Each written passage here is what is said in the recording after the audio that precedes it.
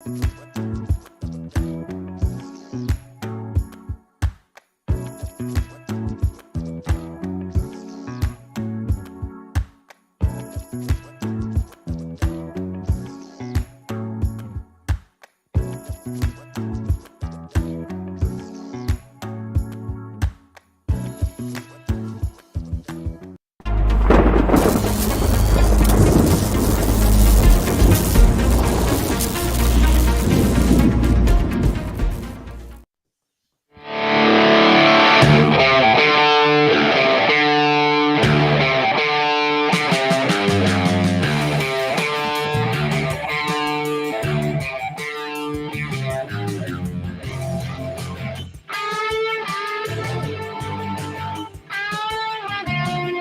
back to Get With The Programming. I'm Chase Ingram. I'm Captain America. And along with me is Bill Grundler. Wolverine.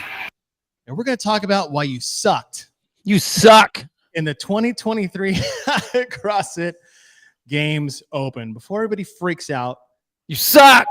yeah, should have never. It was a trap. You should have never. That was a trap. It's It a was trap. a trap the entire time. We are going to do what your coach should have been doing for you leading up to the Open, during the Open, and hopefully after the Open. Because as we have always said, the Open is a test. The Open is for you to know full on where your fitness level is and all the things that maybe you should have worked on or could have done more at or need to still work on to be successful. So we're a little tongue-in-cheek with why you sucked in the CrossFit Open, but for fun's sake, keep things a little lighthearted. As I think Halpin commented on our post is like, it's just going to be a roast. Right. All of us, none of us walked out of the Open unscathed. I have a question before you even get going on that. Ooh, yes. About the test. We say all the time that it's a test to see how your fitness compares like to last year or in past years. And, you know, a lot of people come into the Open thinking, okay, my goal is that I want to place higher than last year. Do you think that that is a valid definition of this test that we're trying to do every single year? I mean, I guess generally speaking, it's like, oh, am I better at whatever? Do you think it's are you better in fitness, your overall fitness, or at specific things that are specifically tested? I think that's a great question. You're welcome. And my answer is, if You I suck. were to say, if I were to say how you judge yourself in the Open, do I improve on the leaderboard every year? Should that be your only judgment of success? Absolutely, unequivocally, no. Right. I don't think that's fair. I don't think that's realistic. For one, it's not the same group of people tested every year. We usually churn about 75 to 100,000 new people every year. The same number usually churns out. So it's not the same people taking the test every year on top of the same test, not being programmed the same time every year.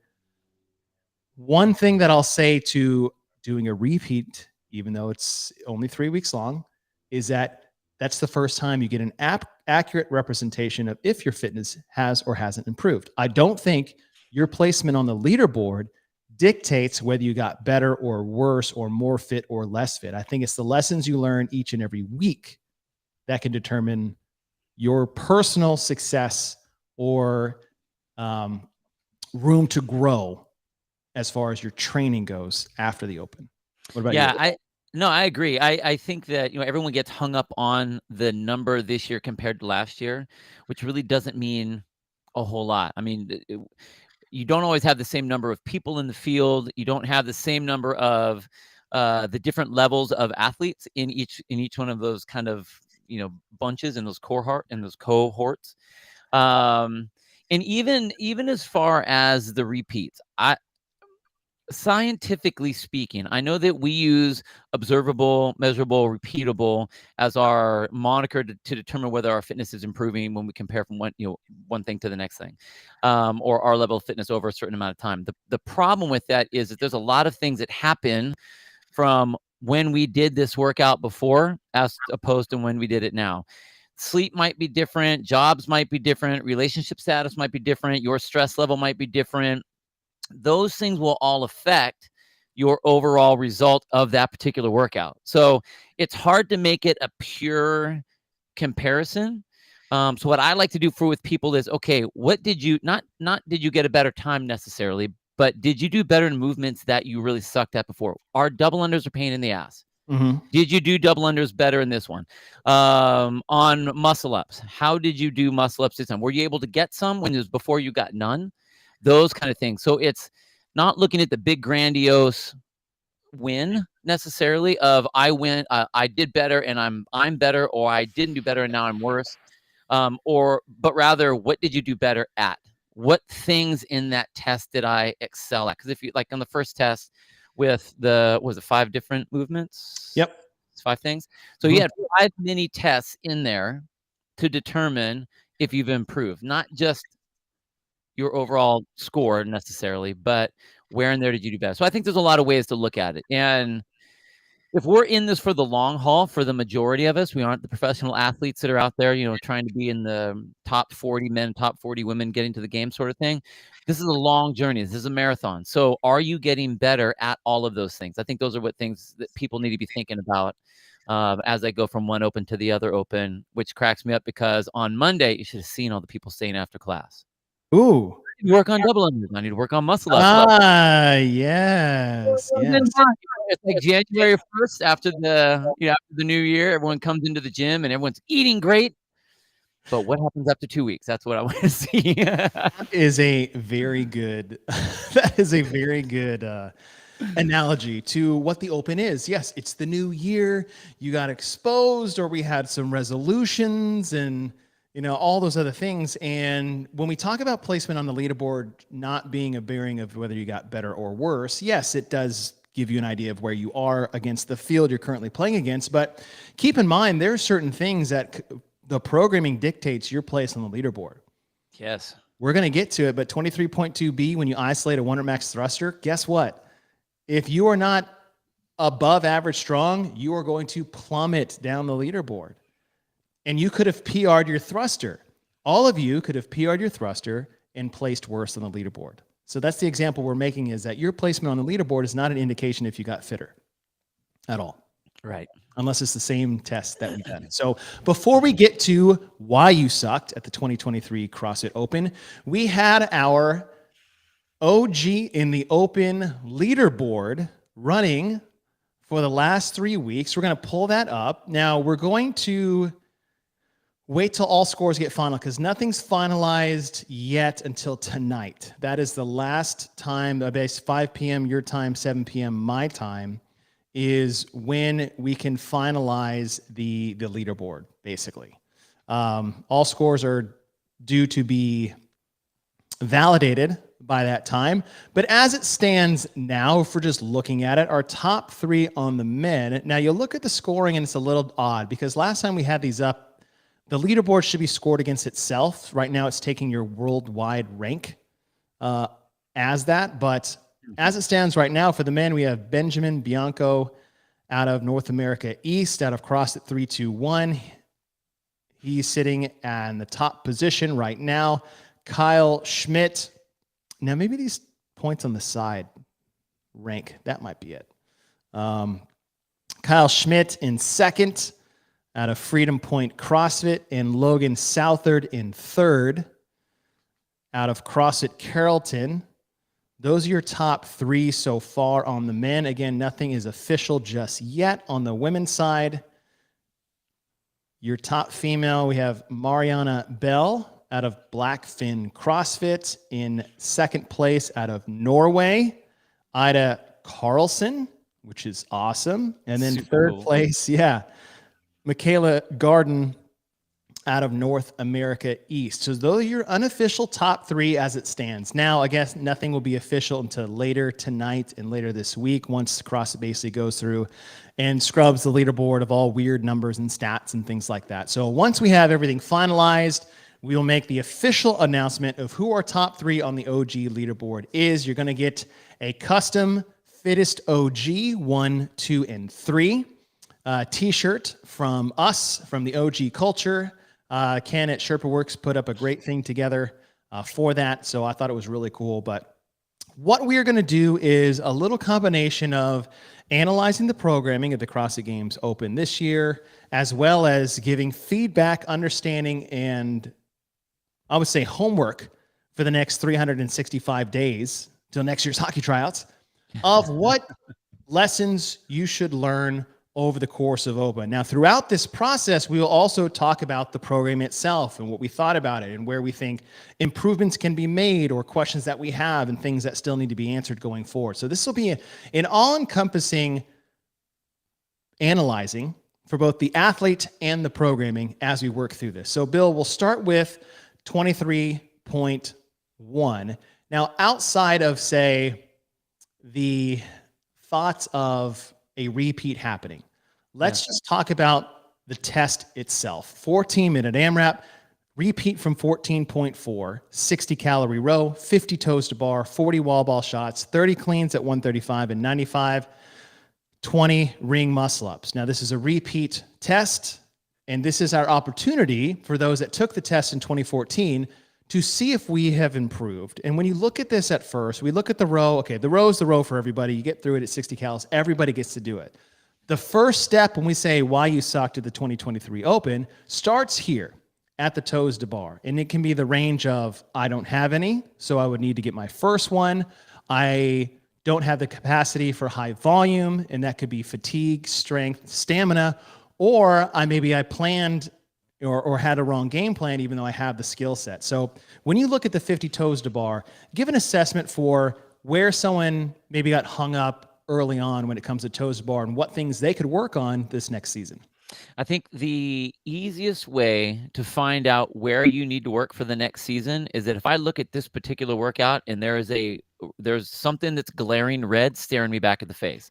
If I've never gotten a muscle up and I know I'm not going to get there, probably not going to see that. But of the other movements that the majority of people can do, what's the one that's freaking you out? Because if that one, and Dave Castro said this a long time ago, if you're worried about any event, any piece coming up, that's what you need to be working on. So if you look at this and you're like, oh shit, toes to bar.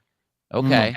Mm-hmm. Then then you have to think about what is it that is holding you up about that. When you're in the gym, I think that's, there's a lot of gyms that don't necessarily program muscle ups, but majority of gyms, I would say, will program toes to bar. How are you doing those toes to bar? Have you done the exact same scale every single day you've come into the gym? And so you've gotten really good at that scale? Or have you modified that scale to where you can try to improve your movement as you're doing it? Maybe, some people, they come to the gym, they want to get their workout in, fine. But if you're just checking off the box to get your workout in, you aren't working on any of the things that you are trying to improve on. So for me, what I would tell people on toes to bar, if they lack on toes to bar, normally what it ends up being is they don't have any sort of capacity with the toes to bar. Based on either their kipping swing, so they need to work on their swing. Not just like a knee raise, but working on that kipping swing back and forth, because that's where you have to generate your power to slowly get your legs to come up at, hips above the knees above the hip crease, then knees up above that, or knees to chest, then knees to elbow, then slowly work your feet up to where they're getting closer to the bar and to where you can hit that. So I would work afterwards. I mean, I'm a big fan of EMOMs when it comes to building capacity of movements at whatever level we're talking about. Maybe you don't have a toe to bar yet because you don't have any sort of kip.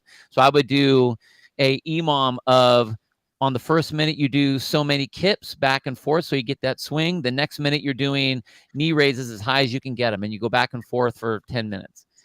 Just a little something extra every day, because, again, you're looking at like a 1% increase every time rather than getting it all in one day. That's the kind of things that I would look at.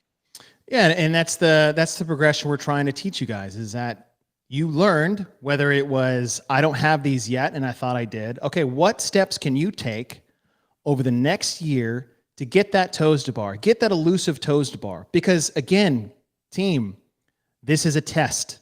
You signed up for the Open. The Open is a competition. Everyone has the option to participate. It is not a participatory event, meaning we're handing out trophies to everyone. CrossFit is not, and never will, and never has been, a participatory butt pat, everybody gets a trophy. You have to earn the right to do certain things. And when you sign up for a competition, this becomes a test, not a workout. And where people get confused, and again, I'll let you speak for yourself, Bill. I blame this on the coaches not having the understanding to articulate this to the athlete. We are not here, and Bosman, actually, if you guys want to learn more about the details of the Open, Boz and Pat Sherwood on their Very Not Random podcast just released a podcast on the Open itself and the programming. So if you want to listen to that, you get a better idea of where Boz is coming from with the programming. And I listened to it, and so I'll speak to some of that while we're talking, is that the Open is not to progress your fitness. Mm-mm.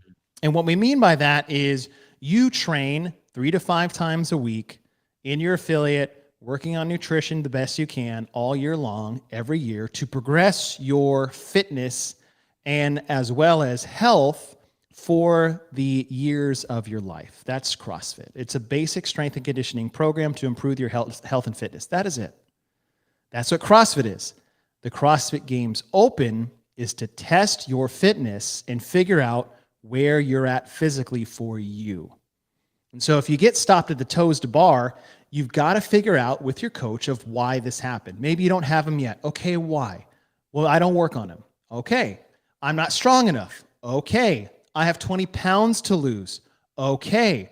All of the above. Okay.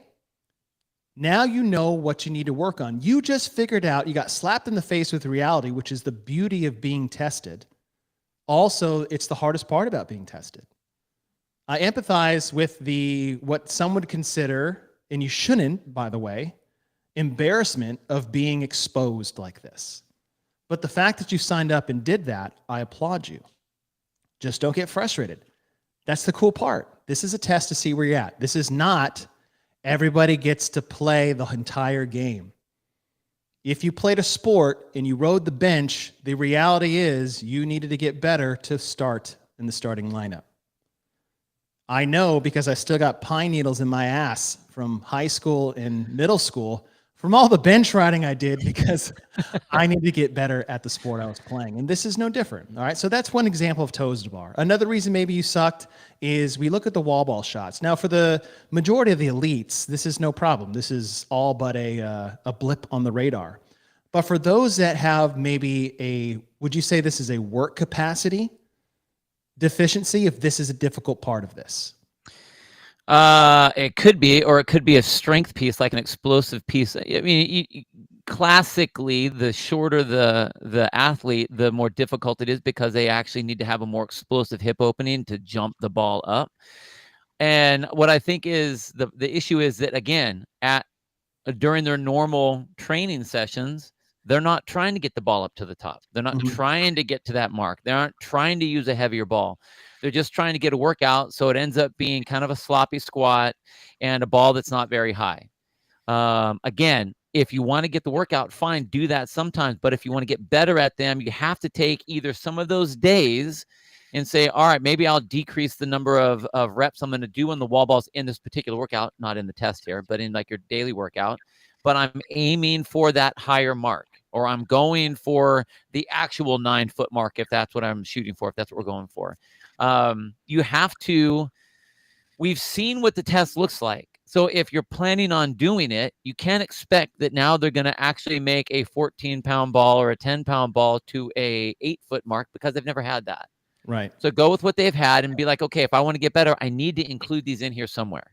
Maybe every other round, if you're doing rounds of whatever, you do it your way in the first round. You do the CrossFit Open way in the second round. You alternate back and forth. But you have to include something that resembles the test to get better at that. If you stay the same way, you're only going to get good at that, not good at trying to pass the test. And then you're not going to have the skill when you need it. I love it. And yeah, it's like, okay, we need to get our legs stronger. Okay, get in the squat rack. We need to, don't skip med ball day or wall ball shot day. Because some people do that. They dodge this thing like the plague. It's like, oh, I hate them. They suck so bad. I never do them. Like, honestly, dude, okay. and to that point, if there is a day where you're like, I fucking hate this workout, those are definitely the ones you need to go to because you hate it because you're not good at it. Amen. So go to it, because you will never get better at it, and it will come up in the open and you'll be like, this game is stupid. Well, it's stupid because you never try to get better at it. What I love to say at this time too is, as you know, we get towards this, is that everything you hated about this should outweigh wanting to never go through it again. Yeah. Right? It's like, if this made you so upset, it's like, oh, I don't have toes to bar, so I didn't get anywhere. I was like, good. Take that feeling, that lesson, and the time of which you have it programmed at your gym, figure out with your coach the best way to modify it to get you towards a toes to bar, not constantly stay in your state of scaled movement. Stop doing AMAT sit-ups and start hanging from a pull-up bar, or stop doing just kip swings and start doing knees to chest, or stay after and start working. Like, go to your coach, your coach and ask them for help. That is their job. The Open's job is to test you. Your coach's job is to teach you. And here's what you should be asking for from your coach. A lot of times teachers will pull out their one-page itinerary of, here's the workout and here's what you tell everybody as they're doing it. But a lot of times, if you want to improve, you need, hey, coach, I need 3 different versions of this so I can do all 3 of them. And those different modifications should all be pushing you towards completing that goal. Mm-hmm. Whether it's a decreased handstand push-up because you have ab mats, then you have full range of motion, or on a plate if you have your feet on the knee, or you have your toes on the box or knees on the box, you're getting full range of motion, or you're doing a heavier push press for that to build the strength. Have them tell you, have them give you ideas so you don't get in a rut of the exact same scale every single day. We can do bar muscle ups, rope climbs, ring muscle ups, chest to bar pull-ups and pull-ups, and I'll have some people, for whatever reason, and I always give them at least 5 different scales and modifications. They will do the same set of pull-ups with the same band, the same way, or the same ring rows every single time. And the only thing they will get better at is that one piece. That's it. That scale. Yes. Right? Not the pull-up. You're going to get really good at ring rows. Yes. But you need to hang from a pull-up bar to learn how to do the kip swing. And if you're doing ring rows and they don't tell you to move your feet to get more of an angle, then come on, then your coach is not doing their job. Mm-hmm. That's what they should be doing. That's their job, is to coach you and teach you, not just clap their hands and say, great job today, everybody. Or to come over there and be like, oh, this is the bullshit workout. I didn't get a workout in 14 minutes. I just stared at the pull-up bar. And if they come to you, it's like, yeah, fuck this thing. I'm like, no, that's bullshit. Right. Your coach is doing you no favors. Let me break this to you, everybody. Everyone listening, including myself, including Bill, and if my mom was listening, you don't deserve anything. Nope. None of you.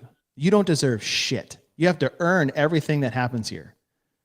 Right? No one deserves anything. And that's great. Fitness is the great equalizer.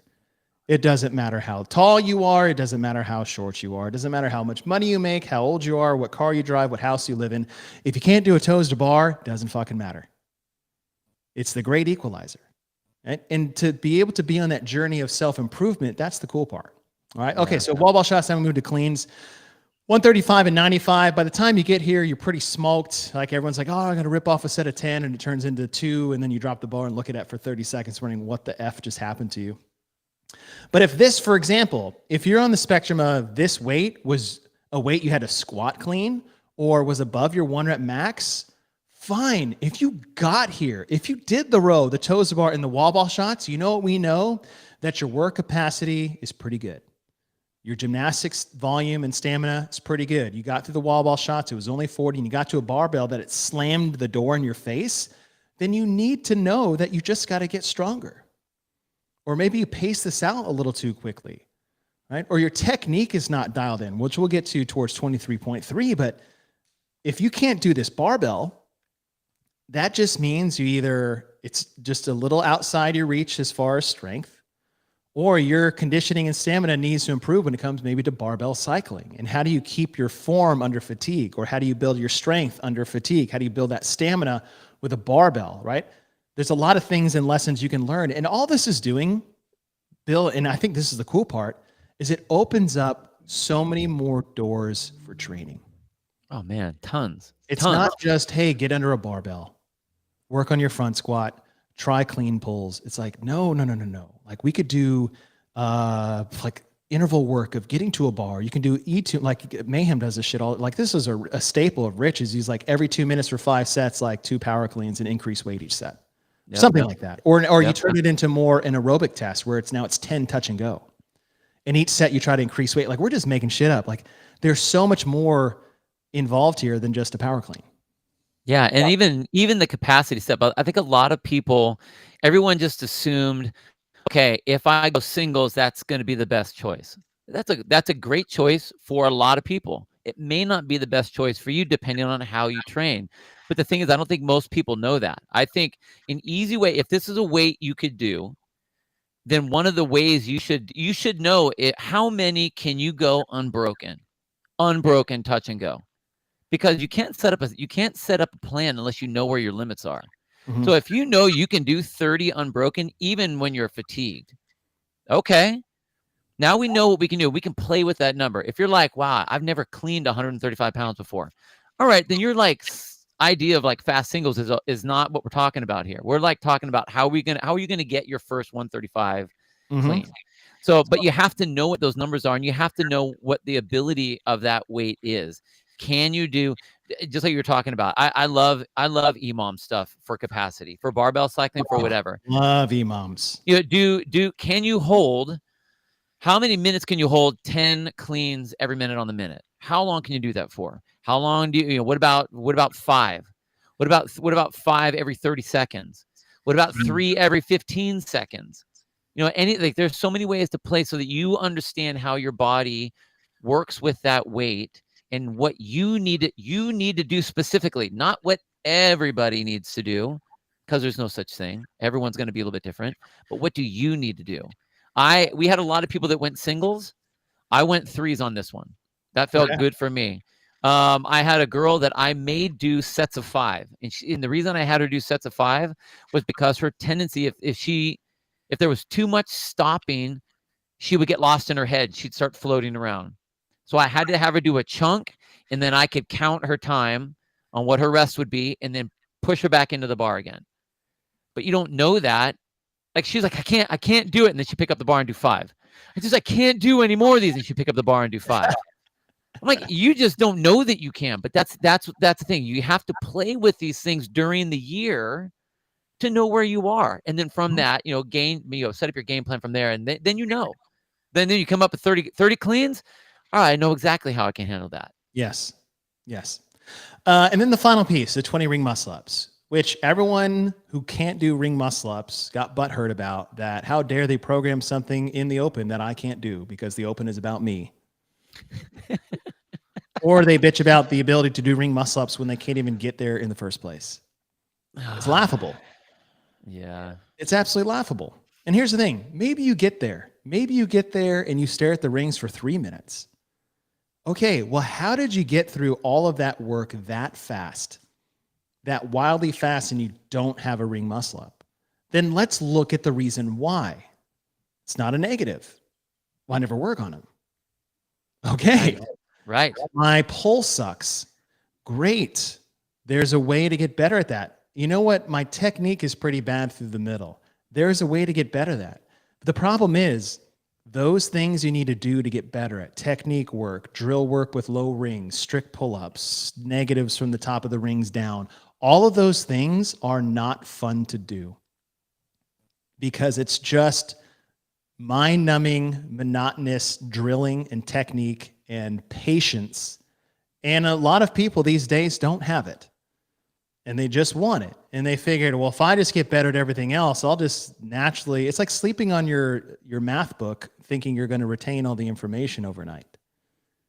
You just got to put in the work. And as we said for the toes bar, it could be drills, it could be strength, it could be, and more often than not is technique, but it could be nutrition. Like people forget that. It's like, oh, I get to the rings every year and I still can't do them. I was like, yes, but like, for me, it's like I'm about 20 pounds heavier than I normally compete at. That makes ring muscle ups exceptionally difficult. Do ring Like, muscle think ups with about a what weight your vest on. yeah, like, put on a weight vest, and then that's exactly what it is, right? Put on a weight vest and do ring muscle ups and tell me how good you've gotten. It's the same thing here. It could be any of those or all of the above. And if, guess what? If you're like, hey, well, I've already lost 40 pounds this year, great. Congratulations. Now we know that if we want to get here or there, we've got room to go. But the fact that you couldn't do this doesn't make it a bad test. This test by itself is one of the best. It has everything in here. Would you agree? It has a little bit of everything that anyone can. I mean, we spent 20 minutes talking about the lessons we can learn from this one test. You know what's funny is when that first came out, we did our last show. I was, Bill, your thoughts? And I'm like pissed, right? Because it's a repeat. And granted, it was a repeat from a long time ago. But take repeat out of it. If you take that out of, well, if I look at it across the board of what we had for the entire Open, I love what this showed because it did. It was a great qualifier, putting the right people where they needed to go. It did that job there. It had a lot of really accessible things for people to do. Check that box there. And it allowed for everyone to test themselves at different parts. For the elites, they're testing their capacity. I mean, these movements aren't hard for them. They're going to be able to do sets of muscle ups in 2, maybe 3 sets. If they're feeling weak that day, they're going to do 3 sets and then get back to the rower. But everyone else, they get to test themselves every single way. So when you look at the totality of and we'll go through the other events as well, but this is the event of the Open. Hands down. It showed everything that we do by definition of what we talk about. I mean, granted, it's not a heavyweight in here for most. For some, it was. Especially, and again, I really push people to go towards the RX rather than the scaled for this reason, because maybe it is heavy for them. We are testing them. They're learning their limits. But the classic version of CrossFit, and this was it. It was it. This is it. So I got it's a good one. A great question from Katie here. Why do a lot of gyms shy away from programming ring muscle ups when we know historically they show up in the Open? Now, before we answer, I just want to say is don't program for the Open only. Oh yeah, right. Like your daily training should be constantly varied functional movements executed at high intensity, but you shouldn't shy away from. And what we see sometimes is people won't program Olympic lifts because they're highly technical, tough to coach, even tougher to do for novice athletes. They won't program high skill gymnastics because they're tough to do, tough to coach, and like all of these things. That being said, it's in the level 1, right? You got to teach these things, whether it's from PVC pipe to empty barbell to a max weight, or push-ups off the floor, push-ups inverted on a box, or push-ups off a wall inverted in that position. You shouldn't shy away from the hard things, because guess what? Just because maybe 1% of your gym can do a ring muscle up does not mean you should never program that. Because there are scales and modifications, like you learn in the level 1, that low rings can teach you and train and adapt you to, that are just as important as doing them on the high rings for someone who's proficient in them. In the level 1 programming lecture, what is one of the first things that they say? You program for the best, you scale for the rest. If you're programming for the best, not the best in your gym, like we aren't programming to your clientele, because if you program to the breather, yeah, right, right. If you program to the masses, then you never have the carrot out there for people to push to get better, and that's when you end up getting the dumb programs that are RX plus plus. Like RX plus plus. What the hell are you talking about? So I think that there should be no movement that is off limits, because you can always, because you're going to have someone that can do it. Just like you said, Chase, if there's 1% of your people that can do it, that should be there. And then what everybody else does that day is they are working on some sort of modification to that movement. And if somebody wants to understand the reasons why, then the coach or the programmer of that gym should know why they are putting that in there. What is the importance of me trying to know a ring muscle up. Well, I'm older. I'm just going to throw my shoulders out. Or like, I'll okay, never but that's do one. Why practice the technique to get one? right.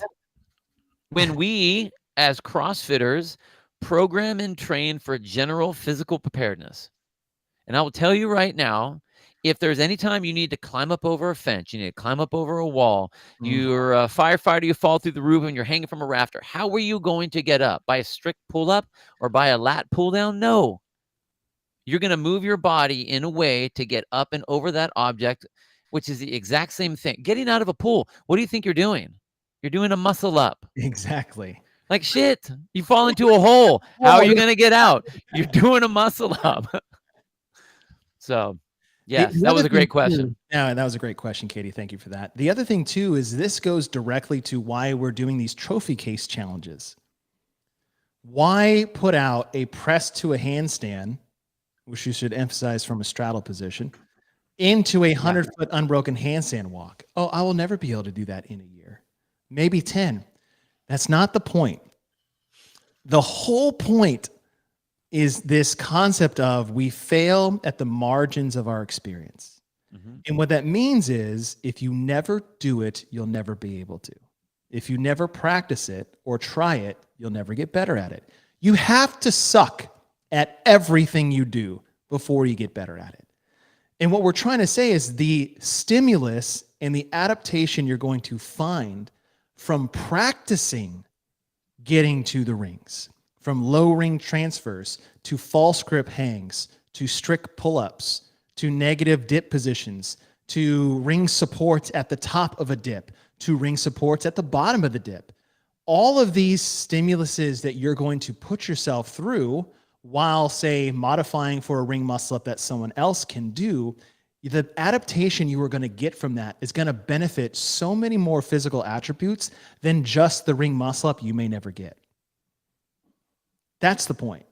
You remember when they were doing, so back in the Olympics, they were showing all, and they always show us with swimmers, which I thought was really interesting. They show them doing their training outside of the season or outside of the water. And they'd have all the high level swimmers. They're like flipping, like old school CrossFit stuff. They're flipping tires. Yeah. They're doing like sledgehammers and sledgehammer stuff, like all that kind of stuff. Wherever are you going to see a swimmer flipping a tire? Never. But because of the way the black box theory works with CrossFit, especially, is if you build a better athlete that can be more athletic and do more of the things, they're going to be better at every single thing that they do. So that's what we're doing here. Just because you can't do it or don't see yourself necessarily do it doesn't mean that you shouldn't work to do it. There should be nothing as a CrossFitter. This is one of the hooks that got me into CrossFit. Was I wanted to be able to do anything. I like to compete. I like to win at everything I do. Yeah. But I want to be able to go and do anything. Oh, we're going to go paddle today? Cool. Oh, we're going to go on some hike? Awesome. Oh, you want to do a long distance run? Okay, cool. That sucks, but okay, fine, I'll do it. Oh, we're going to lift something heavy? Fine. Oh, I got to bust this wall down? Cool. Like, I can check the box and know that I'll be okay at almost everything. And that's what all of these things do. You look at this test, and it checked all of those boxes of things that you need for your body to be able to do a shit ton of stuff. So don't be afraid of it. Get out there, suck at it, get better at it, and it's gonna make you more fit. It's gonna make you. It's gonna open up doors to more fun things you now get to do, or that you won't be afraid of happening to you. And I like what you said, afraid, because people are so afraid to fail because maybe they've been brought up in a system where they've never been in a safe place to fail. You are in no safer place to fail than inside your affiliate. Oh my gosh, yeah. Because everybody has failed. A shit. In fact, your failures will get celebrated more in a CrossFit gym than probably your successes of your peers outside of the CrossFit gym. And that's where you learn the best lessons. And when you learn it in the gym, that's because you forced yourself to be in that position, which is tough to do inside the gym when you have so many options and outs and scales and modifications. When it comes to the open, it's a forced mirror right in front of your fitness self. And you learn the hard lesson in a very abrupt kind of way. And that's tough for people. I empathize for those that are uncomfortable with that and may be embarrassed by that. But I'm telling you right now, you have nothing to be embarrassed about trying. Nothing. Because there are hundreds and thousands of other people that decided that they didn't want to do that. And that's their personal choice. And I'm not going to be negative on that. I'm just saying you took the step forward to put yourself in that position. You have nothing to be embarrassed about. You have nothing to be ashamed about. And you have everything to gain from the lessons you learned. And I hope you take those lessons into the next year. And I'm so excited to see what people do if they force themselves to do these little things so they don't have to go through this again. Well, and I hope the coaches realize that, like, you need to give an environment of knowing that it's okay to do that. Like, one of the things people say negative talk about CrossFit is like, oh, you just want to go super fast, you just want to go super heavy, you don't care about form and all that kind of stuff. Mm-hmm. I don't push people to go super heavy, but if I see someone that's like hanging on the light side, and we have this with a lot of our ladies a lot of the times, I'll come up and I'll tell them, your form is impeccable right now. I'm just telling you that you will be completely safe to go heavier because the way you're moving is exactly how I want you to move.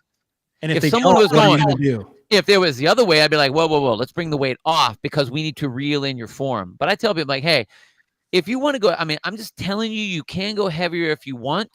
Because a lot, there are some people that, like, they're very shy. They don't want to get hurt. They don't want, something bad to happen. I get it.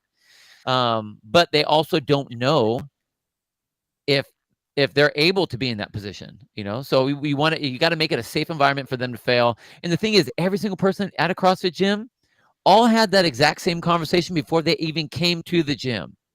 They all knew it was like, shit, we're all these, no one wears shirts and everyone's all fit and they do a lot of weights. The most intimidating place on earth. Let's be real. Yeah. Visually. Don't be afraid. Just come on in. Do your stuff. Go work. Go fail it. It's all right.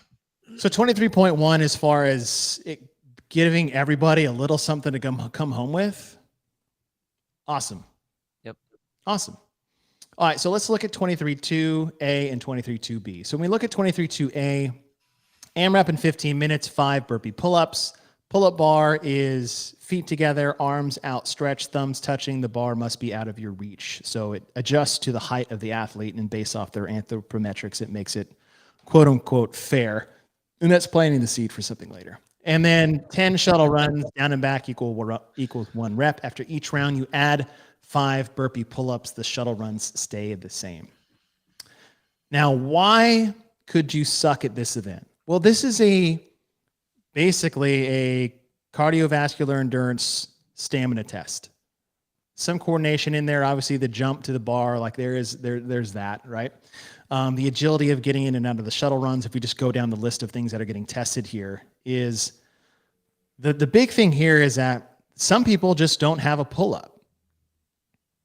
I mean, that's the reality of it, right? It's like, hey, I don't have a pull-up yet. Okay, well, then you're probably going to get dead stopped at rep 1, unless you want to spend 15 minutes getting your first pull-up, whether that's trying to jump and pull, using your momentum to gain up, which is 1, or, like the old school ring muscle up. Remember that, where it's like go to nut pull to 90 degrees and then go back and kip again, holding that bent elbow position to get my chin over the bar, or it's a full kip swing to get your chin over the bar. Like, that's part 1.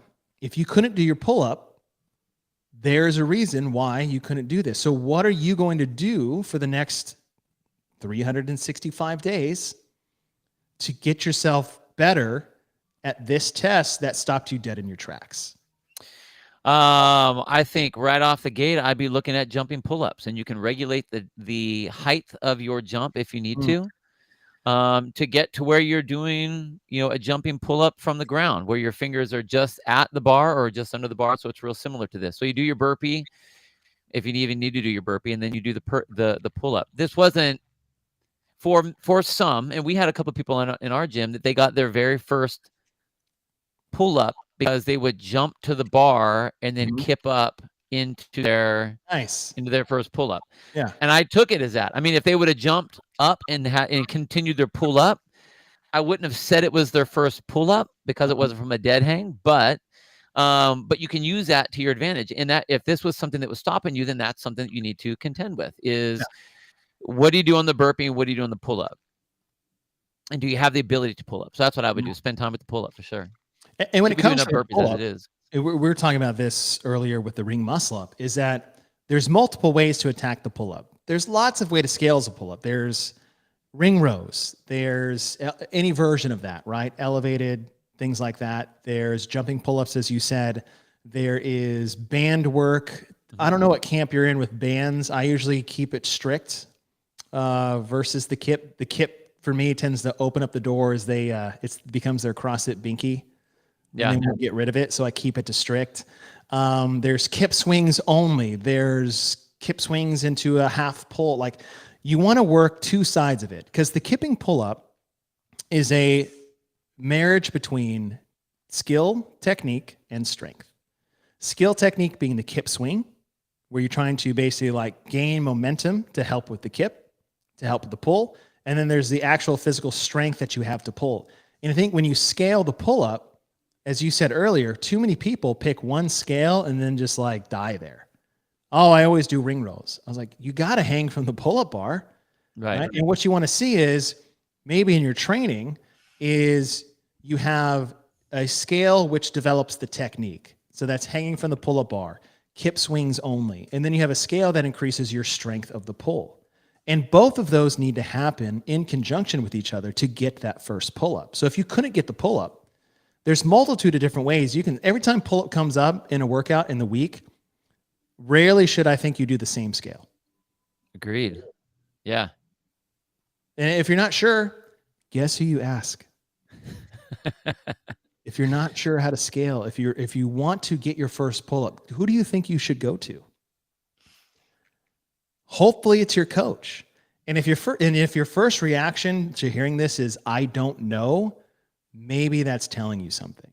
Or maybe you never thought that you could do that. You can do that. All of you should be able to turn the podcast off. Please don't, keep listening.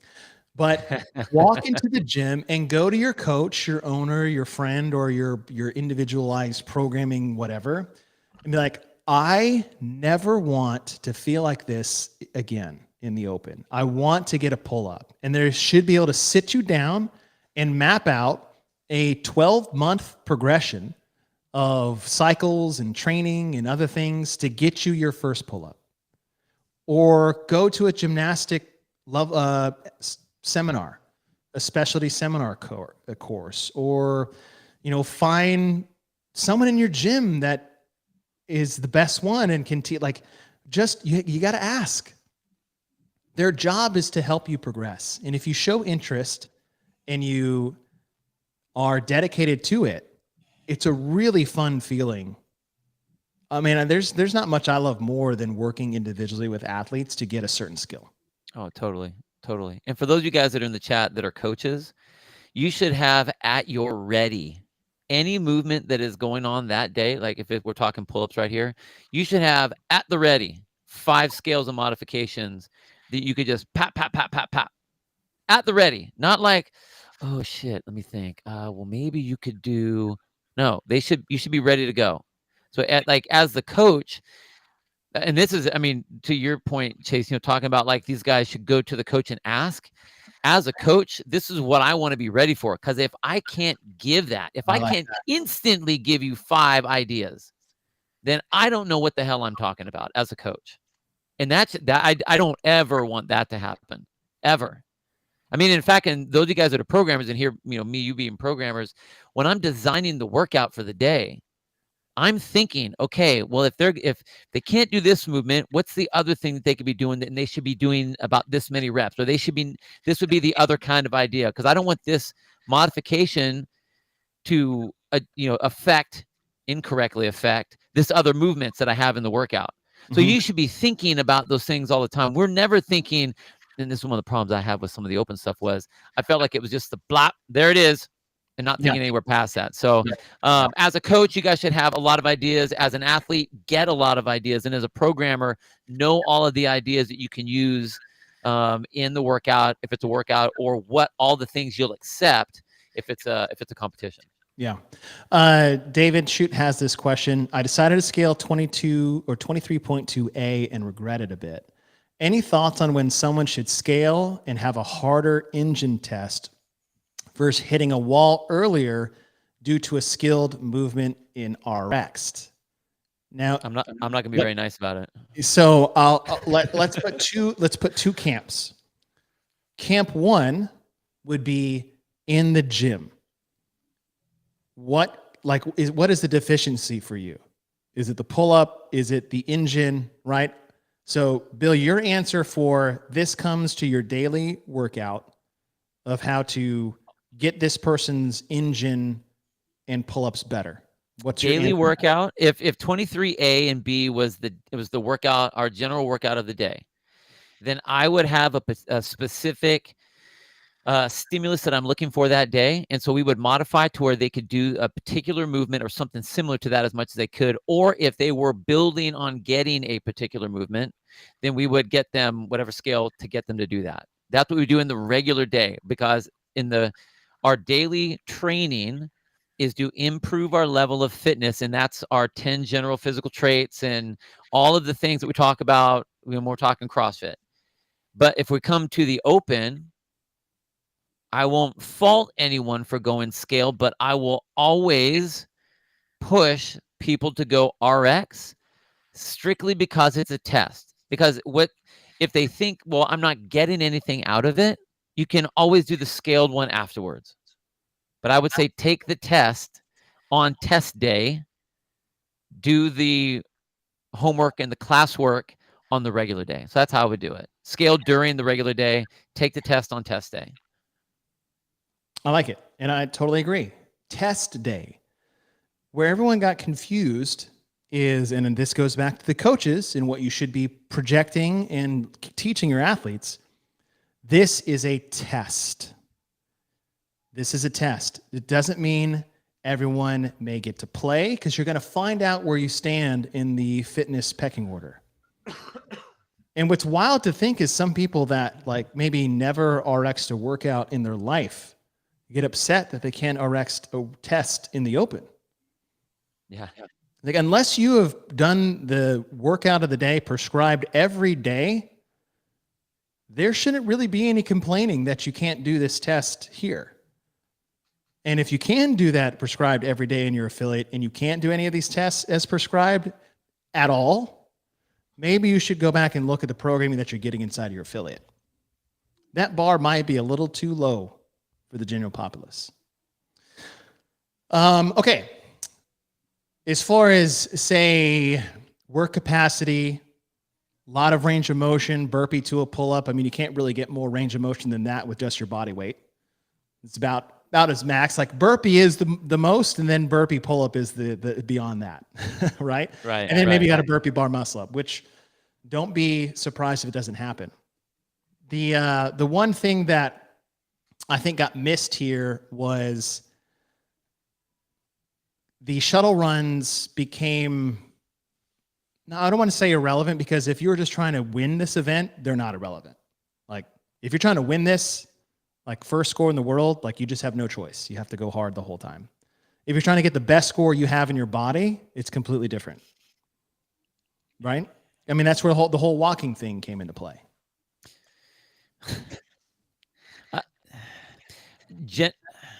I think it's I'm going to say it's insignificant. Here's why. Because I have a girl in my gym who's a great athlete. She can do burp. She's the best burpeer I've ever seen.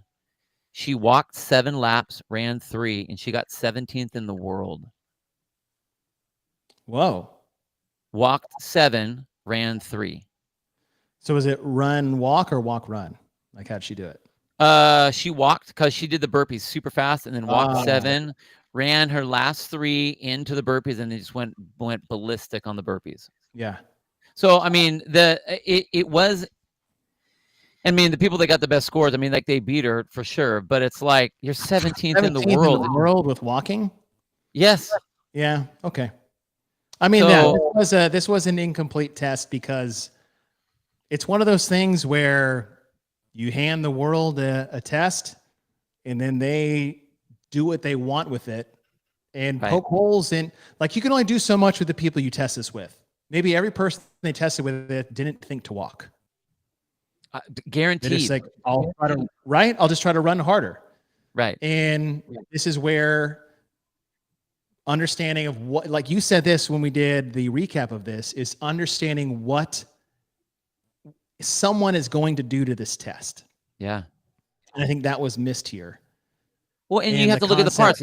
You're really good at this. Is like, okay, if I'm going to have 3 different movements, how long do I want those pieces to be on each of that? Like, it should be, there should be a plan of that. Even if you have like some movements are faster, okay, well, this block of these 2 movements should be about the same as this one here, this one movement. And this one didn't work that way.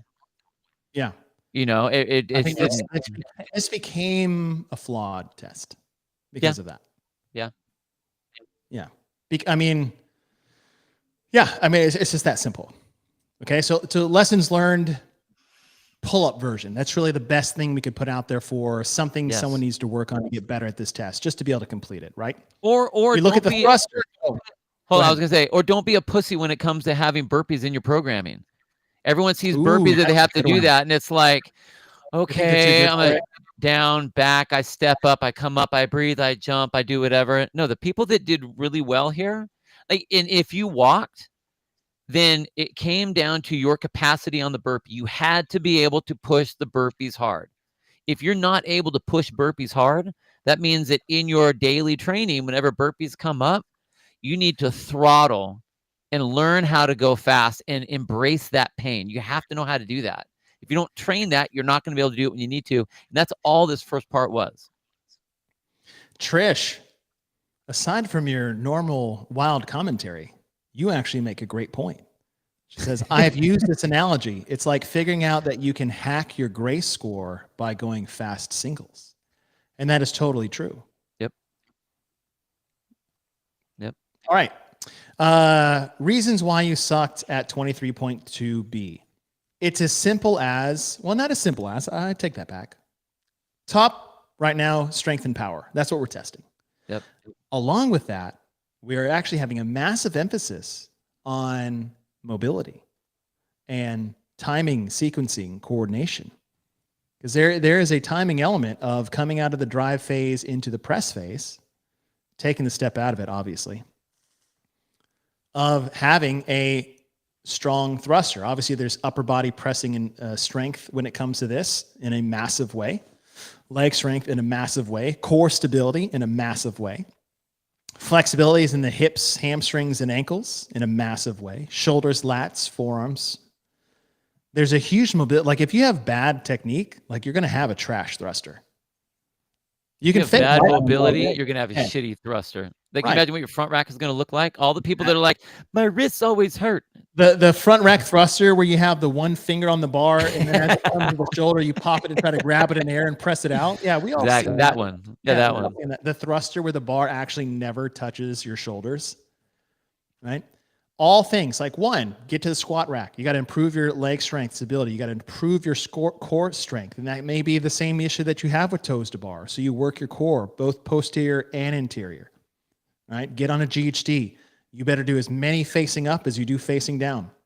I'm talking about hip extensions, back extensions, GHD sit-ups, holds, hangs, stabilization, upper mobility. If you cannot get a full grip on that bar with a comfortable elbow high rack position, you're not going to have a good thruster. You're not, right? And so what exposed us here as individual athletes is just the ability to lift more weight. We just need to get stronger. I mean, it's not simple, but like you might have the most to give someone to work on here.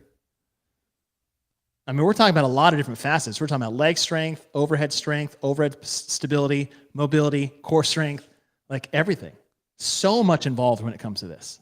Yeah, anytime you're doing any 1 rep max heavyweight stuff, you need your body to be able to set and be in the most mobile position so that you can be in the most correct position so you can be the most efficient to utilize the power that you're using. Just because you're big and strong, but you have shit positioning, you're going to have people that are not as big and not as strong lifting more than you solely because of their positioning. Yep, 100%. So get in better position. The gap between A and B was large for me. Yes. And that is where I see why a test like this is put in the open, is to expose that of both. Because how many times do we see that? If we just break it down to classic CrossFit training methodology, right? The myth that the marathon person we've put on the sliding scale, and the power lifter, strongman, and then the prototypical crosser in the middle. We should be able to move large loads, long distances quickly. We should both have endurance and strength at the same time, as well as high skill gymnastics and power and speed. We get that. And the point of putting these two together is to showcase or expose where you fall on those as a lesson. The problem that we have is that on the leaderboard, it's a little different. Right. Right. We have an issue with how this thing is scored, not necessarily how this thing is programmed. Because John said is like, there are like a lot of different people in A, just as there are a lot of different people in B. It was a great point, right? Both take time to get good at. One is a monostructural gymnastic element, and it's really a two-parter because it's a burpee and a pull-up and a run, right? And then you have the heavy thruster. And if you have a wide spread, if you're top 90% in A and bottom 10% in B, that's a lesson learned, and vice versa. That's a lesson learned. And we want to be able to bridge that gap to get closer in between. It's a great lesson to learn. Scoring system on an open leaderboard, much different topic, much different story. Totally. And I think that we can complain about the programming, and there will be other programs out there and videos out there and in our space. And I mean, we're on a lot of these threads even of talking about how there were certain elements of the programming that were jacked up this year. That being said, when you're an athlete, don't care about that shit. Like, do your job of competing. If they say, here's the start, there's the finish, then line up on the start and run to the finish, whatever that might be for you. And if you don't do it very well, figure out why you didn't do it very well. Not because so-and-so decided to walk or the bar was a certain way and I couldn't do it. It's like, okay, again, it's a test. Unless you are trying to qualify to the games, don't get all wrapped up in all of the talk about all of the extraneous stuff. Yeah. What didn't you do good in? What kicked your ass? You weren't strong enough? Okay, fine. You know how to do that. You went too slow on the burpees? Okay, fine. You can work on that. You didn't have the capacity with the burpees and you ran? Okay, that tells me you need to do more in the gym where you're pushing the limits of your capacity. Don't get so hung up on well, my score is bad because it was a bad program. We'll complain about that shit when we're talking programming stuff. Yeah. But that's a different show. As an athlete, the reason you didn't do bad because of the test, you did bad because you were missing some pieces. Mm-hmm. And you have to learn what those pieces are and then move from that. So then if you do want to get to a point where you want to be able to qualify or whatever, then it's like, okay, now I have my ducks in a row. Now I'm not afraid if toes to bar come up or burpee pull-ups or they're going to be shuttle runs in there or whatever. I know that I'm going to be able to put my best foot forward. And even if the test is a bad test, I'm still going to be able to compete. Yes. And that's what you want as the athlete part. Right. And so what we're trying to look at is talk about the test itself. A max thruster, a 15-minute, work capacity, burner, churner deal. That's what we're talking to at the moment. Not how a competition is run or scored. Completely otherworldly topics at the moment. Right. Right. All right. And last on the thruster is, we talked about all the different ways you can work on a pull-up. There's so many things that you can work on to improve thruster. You can improve your positioning, your numbers will go up. You can improve your leg strength, your numbers will go up. You can improve your upper body strength, your numbers will go up. You can improve your core stability strength, your number will go up. And imagine working on all four of those things slowly over the course of a year. Your numbers will go up. But the key word is work on.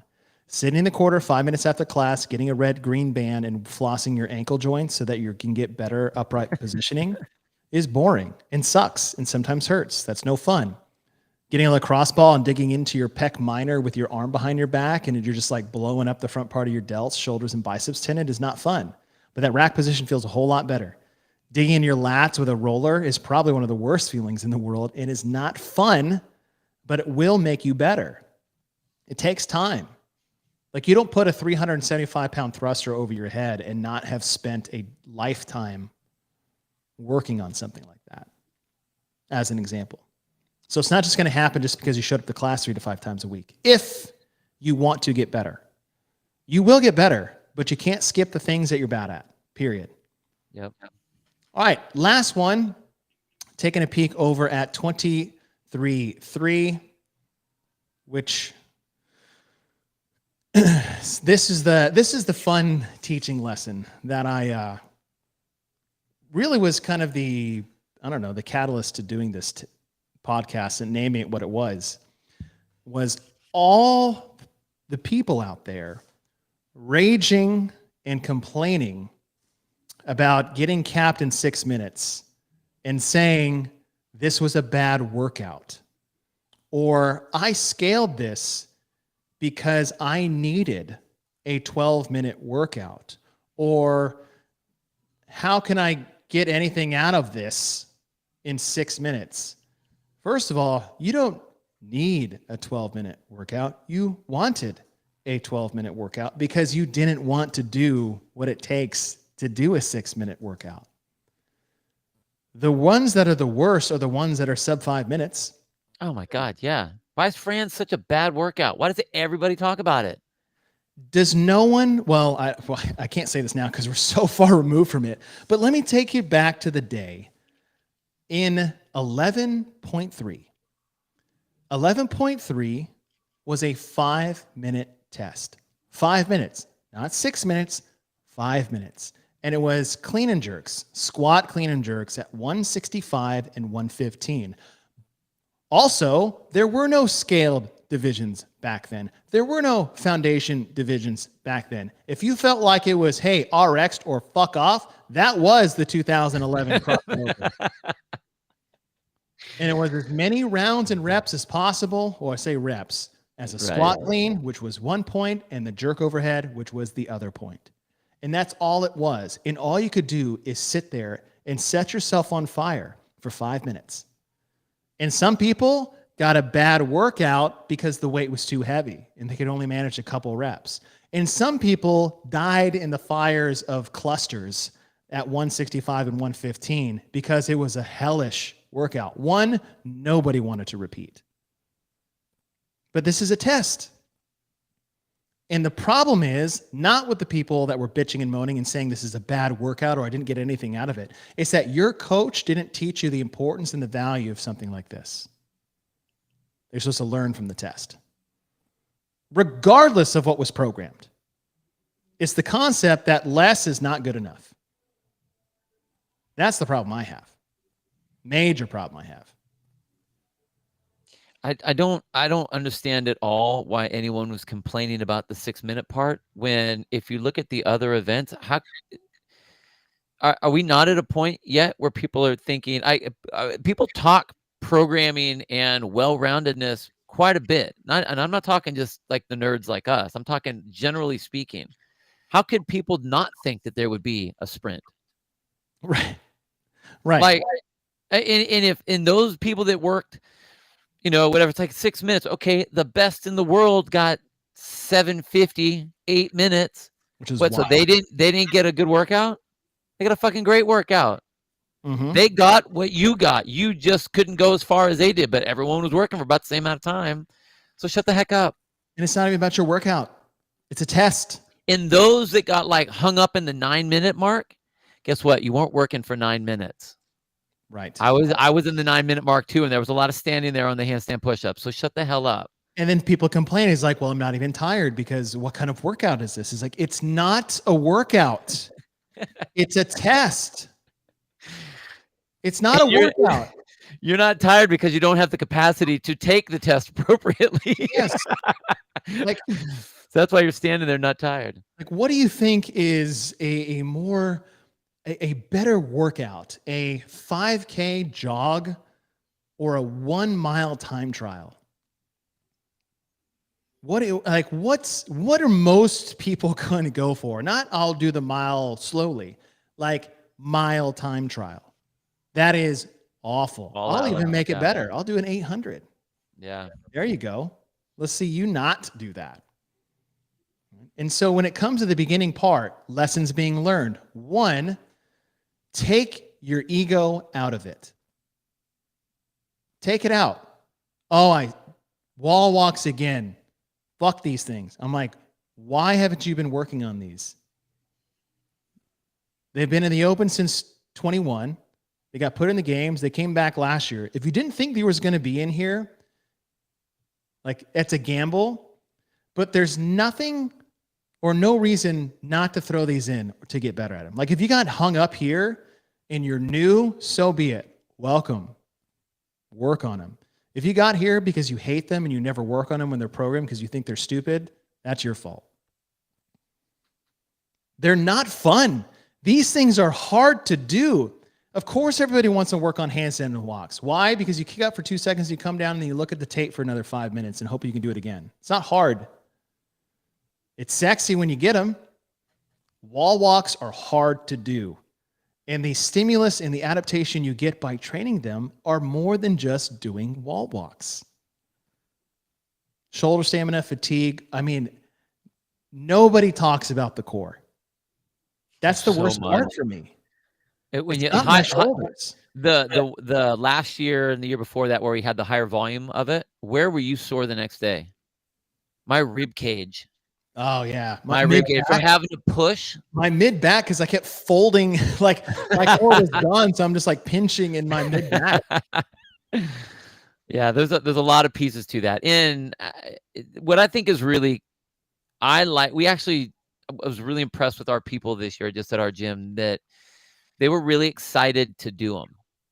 And we had people that were like, I mean, some people it took to do one rep. Like, they're taking 15 little hand steps to go all the way back to the wall. That's a lot of time on their hands and on their shoulders. And that is brutal. You're right. It's brutal. But I think it's cool. That's the use part of CrossFit. I mean, yeah, they're hard. Yes. But like, I would rather do those than a bunch of burpees because they're a lot slower. Yeah. Okay, so learning lesson. Wall walks, got to practice them. Got to do it. You got to work on your core stability. You got to work on your shoulder stamina. You got to work on your body positioning. There's a technique to do this. Getting up and getting down quickly and effortlessly.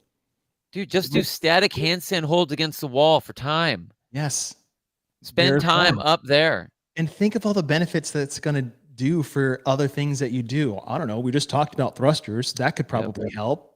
Pressing, shoulder stamina, wall ball shots.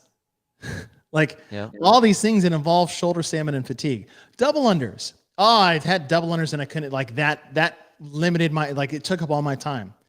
How often do you practice them? Me? Not do them in your group class. And I'm talking to you. Right. But I tell people, double unders is like throwing darts. It is a skill. You will never get better at them unless you practice them. Not every time it's programmed in your group class. I can do all the track intervals, back squat routines, swimming, Fran every day. And if I never practice double unders, I will never get good at double unders. For the same reason, if I never throw a dart at a dartboard, I cannot improve that. It's a perishable skill and it requires constant maintenance. And you can't just say, well, I'll do it every time my affiliate programs it. Will you? Because how often does that come up? Maybe once a month? And what if you miss that? Now it's 2 months gone? Or you take the accountability and responsibility to take 2 or 3 minutes out of your 1 day a week and just work on them. That's the only way you're going to get better. And that's maddening for people. They want, like, if I buy this rope, maybe it'll be better. Oh, geez, oh man, the speed rope, like the speed rope fix. I love the speed rope, but it just made my good double unders great. Yeah, if you had them. If you had them. Yeah, you got to get them first. It takes time. Janelle said it right here. I worked on double unders for about 2 years before I really got them. It took me 6 anybody years to get good at them. Anybody that's not good at them or doesn't have them or is really wanting to compete or is really wanting to see what they can do with their body and their competitive fitness and all that, if they don't have double unders, I challenge you to do 3 minutes a day. Like, no more. That is nothing. Yeah. 3 minutes a day. 3 minutes. That's 21 minutes of jumping rope each week. Where the hell else are you going to get that? Yeah. I mean, simple. Yeah. It doesn't take, like, I saw people like, oh, I'm going to try to do 100 every day. I'm like, no. Do 2-3 minutes. Maybe get to a number. And eventually you get good. And then I would say, don't do 3 minutes a day, because then you're doing like 200 to 300. Right. Right. It's great. Right. But a major goal here is that 50 double unders unbroken. I remember my first 50. And once I got 50, the next number was what? 100. Yep. Right? That's just the way it goes. All right. So that's just one thing. Snatches. Now, the thing about the snatches in this test is that you have to have, and Boz actually said this as well, and this is actually what he wanted to test, your technique dialed in, because of all the redundancy and the shoulder fatigue and the interference that comes with wall walks, double unders, handstand pushes if you got them. You can't fake this lift with bad technique when your shoulders are shot. You have to have good technique. If you don't have good technique, you can't be strong with the snatch. Not even strong. You can't lift more weight with that, because I'm not strong. Yeah, I'm not a strong athlete, but I have a decent lift when it comes to the snatch, because I have good technique. Now, a mix and match of the both will be great, but you can have good technique and put up decent numbers. You cannot be strong and have bad technique and have decent numbers. It doesn't work that way when you're fresh, and it definitely doesn't work that way when you're tired. And so just going back to the basics, Bergner warm up with the PVC pipe, working on shoulder stability exercises, hitting the crossover symmetry, rolling out your lats, rolling out the front part of your pecs to get your shoulders in a better position. All of those things are needed. There's a reason why you sucked at this movement. And either you don't practice it enough under fatigue, your gym doesn't program it enough, if ever, because it's the same thing with like ring muscle ups, because it's tough to do, it's tough to coach, and it's scary for new people. But it means, for that very reason, is the exact reason why you need to attack it head on. And don't be irresponsible. You have a whole year. Maybe do 3 months of programming where no matter what the weight is for the day, you're just using an empty bar or lightweight. Right? And some people got stopped in different ways. It was the weight on the snatch. If you had a bad thruster, you probably had a bad snatch, right? Because usually those weights are very similar, oddly enough. And I never knew why, and I don't know why, but like my max thruster and my max snatch are within 5 pounds of each other. Yeah. Those weights are usually very complementary when it comes to tests. Now, I don't know how much with like more elite athletes in their strength, but it's still fairly close. A lot like power clean and a bench press. Those are usually pretty close to each other. Okay, so weird. The same reasons when we talked about the clean in 23.1 are the same things we're going to talk about the snatch in 23.3. Things to work on, right? The last one is the strict handstand push-ups. Now, we'll say this. This is a big jump. 5 wall walks, 20 strict handstand push-ups. That's a massive jump. I would have liked to seen a progression here. In fact, I would have liked to seen it all the way through. I thought it was going to be a type of handstand push-up progression. I think I had dumbbell push presses, wall walks, kipping handstand push-ups strict. It's a big chunk, 20 times 2. I mean, that's a lot. And the standard was new. I think some of the hardship is constantly changing the standard. Now, I'm not going to give that as an excuse that people can't do them.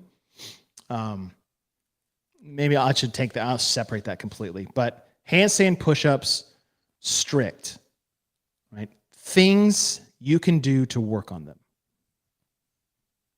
What type of scales do you like to use when it comes to this?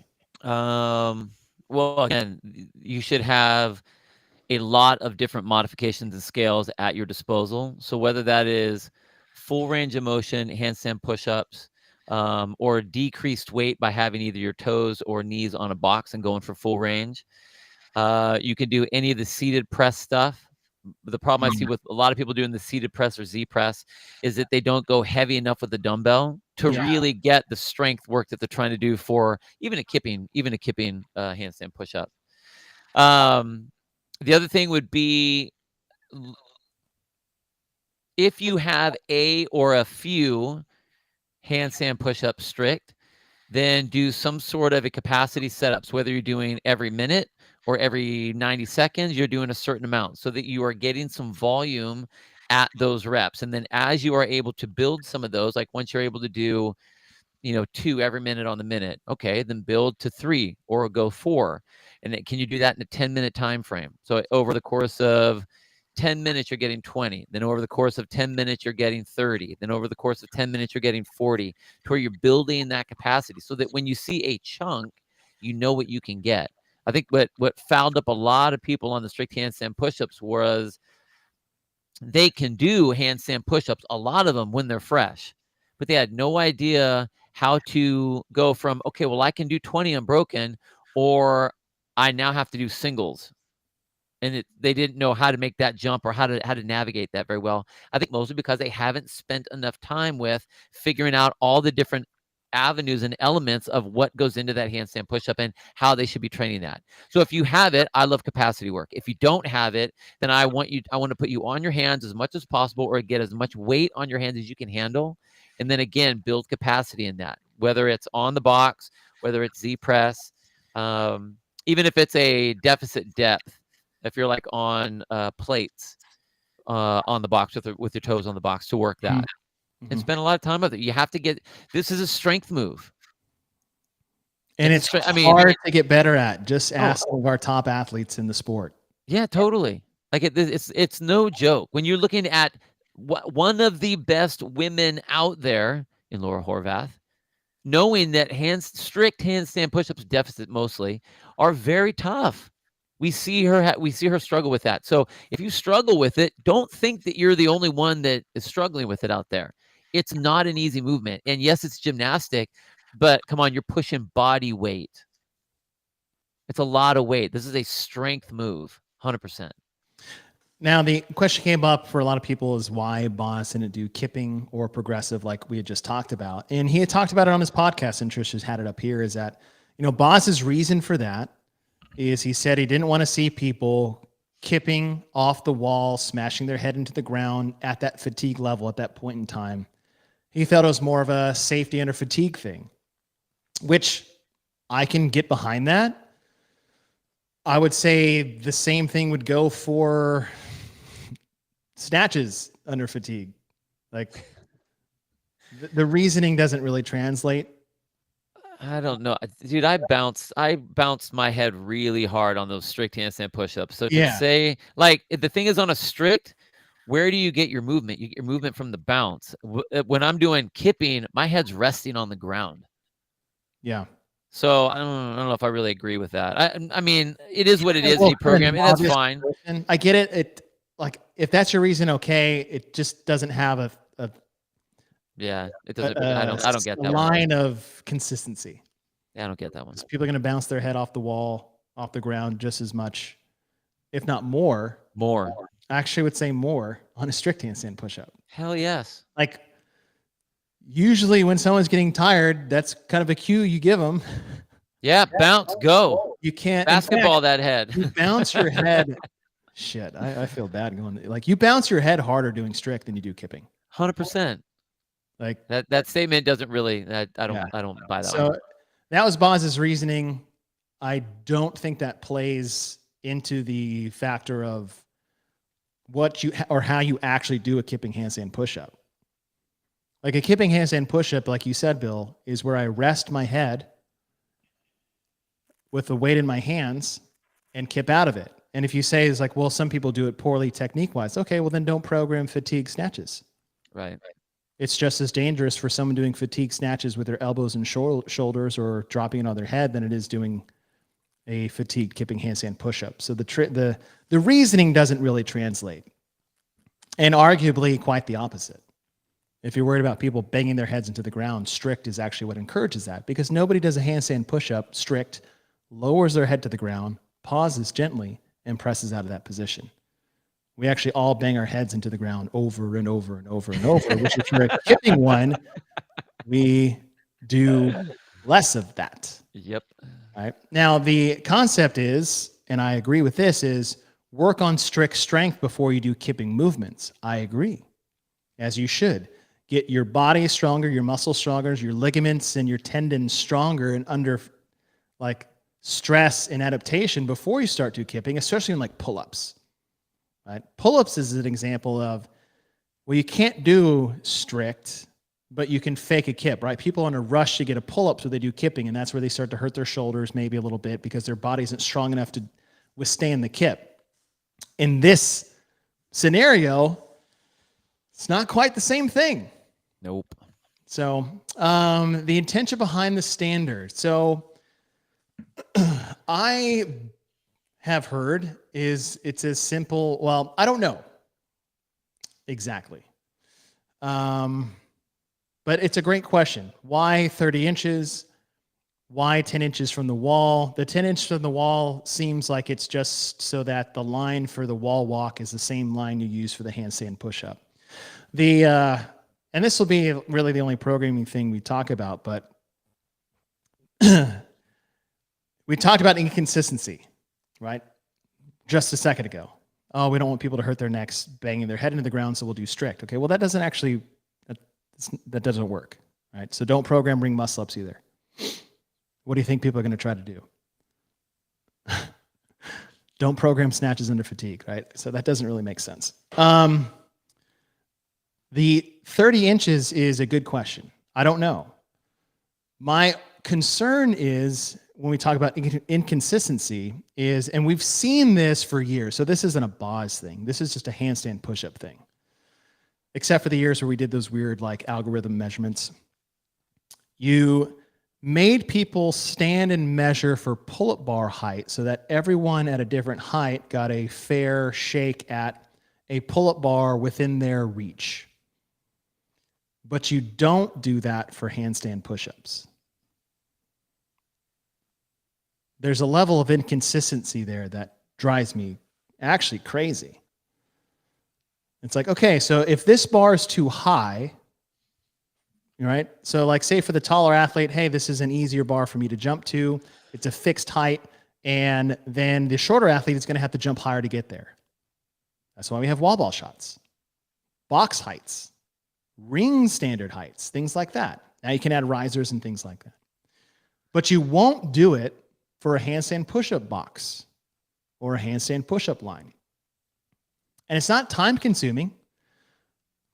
A very simple measurement, just throwing it off the cuff, is measure a person's wingspan and then divide it by 2. That's how long their line should be. Middle finger to middle finger. You're 6 feet tall, it's 72 inches. Your line is now 35, 36, or whatever.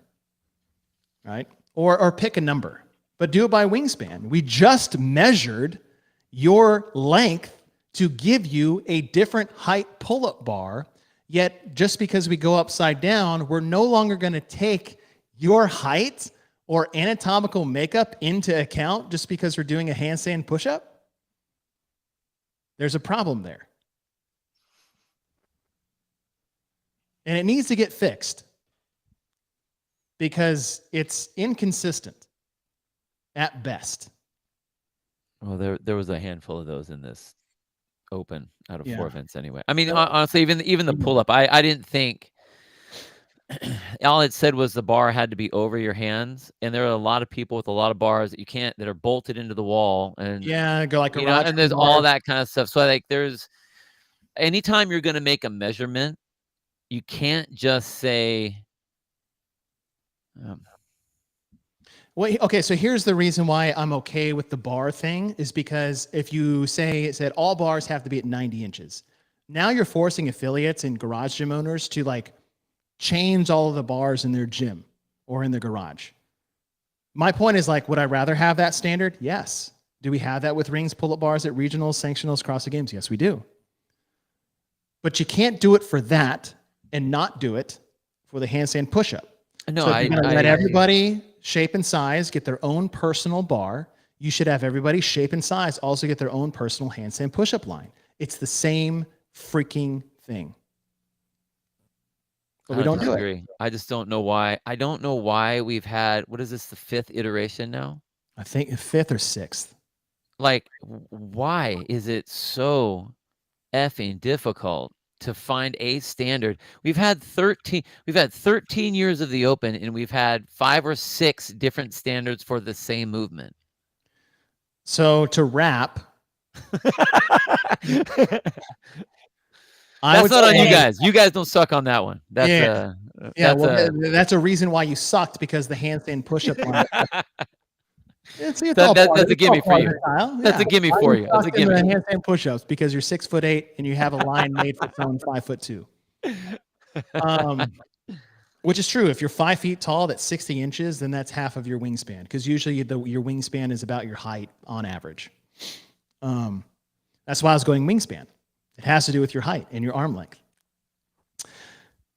This comes back, and we've said this before, every year, along with the rule book, hopefully released in October like they did this year, should be a movement standard book of all movements used in, let's just say, online competition, and make it easy. What a burpee is, what a thruster is, what a burpee pull-up is, what a handstand push-up is, what the standard's going to be, box jumps, wall balls, rope, everything. Everything that we do in online competition should have a standard given to us in October so that everybody knows what's coming. The unknown and unknowable bullshit is out the window when it comes to getting everybody on the same page and moving forward. I think it's best for everyone. It's better for the sport. It's better for the athletes. It's better for the coaches. It's better for the judges. And it's better for CrossFit Games. CrossFit Games. Just have a movement standard library of all movements that will be, I mean, you already give an equipment list. If you have 300 movements in there, which there will probably be all the different iterations of whatever, which is fine, whatever the number is, then worried about the unknown and unknowable, it's 300 movements, whatever. It's a 100 movements. You're still gonna be able to check off the box of unknown and unknowable.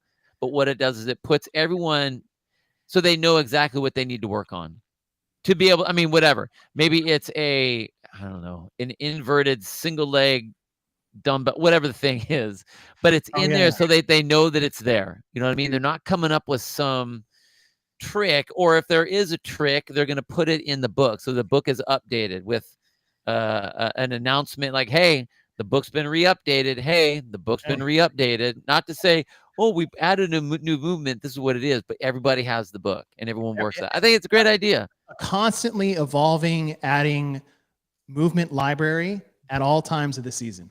Yeah. What's that going to hurt? It's not. It's going to help. It's going to help so much. So much. Yeah, it would. Yeah. And then they wouldn't suck. Then it would just be you guys sucking. Yeah.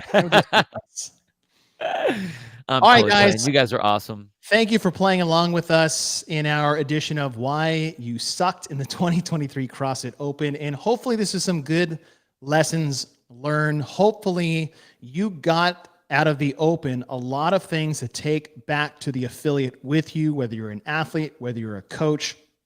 If not, ask the questions. At the end of the day, it's your responsibility to get what you need out of your training. The coach can only do so much for you, but if there's things you want, if there are things you need to get better at that you also have to go to them.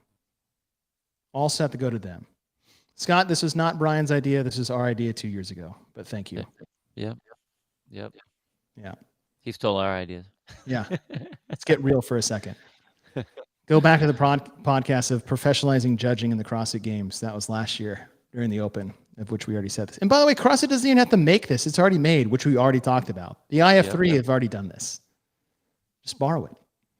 All right, team. Thanks for joining us. Congratulations on completing the 2023 CrossFit Games Open. And we hoped you learned a lot. We hoped we helped you learn some more. And Bill and I are proud that you guys took the challenge. If you bowed out this year, or you should have done RX when you went to scale, hopefully you guys gain some knowledge and things and take that into your training for the next season. The quarterfinals is going to start next week, so we are not shying away from anything that is coming down the pipeline, and I'm curious to see what the next challenge is going to be. Bill? Sir. Happy 2023 Open. I look forward to competing with you next year.